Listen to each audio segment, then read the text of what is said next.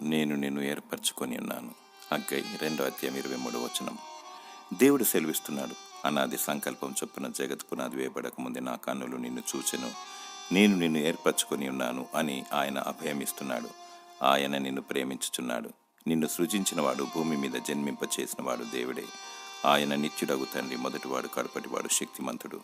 ఆయన నీకు దేవుడై ఉన్నాడు. నీవు పాపము చేయక పరిశుద్ధతను కలిగి అంతం వరకు సహించాలి.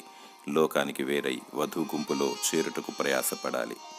ఏర్పరచబడిన వారిని సహితం సాతాను మోసగించి నరకానికి గురి చేస్తాడు. నీ ఆత్మ 10,000 ప్రపంచముల కన్నా విలువైనది.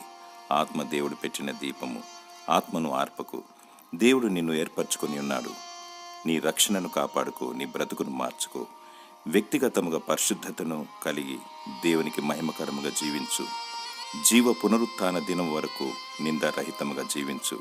దేవుడు నిన్ను దీవించి ఆశీర్వదించునుగాక. ఆమెన్.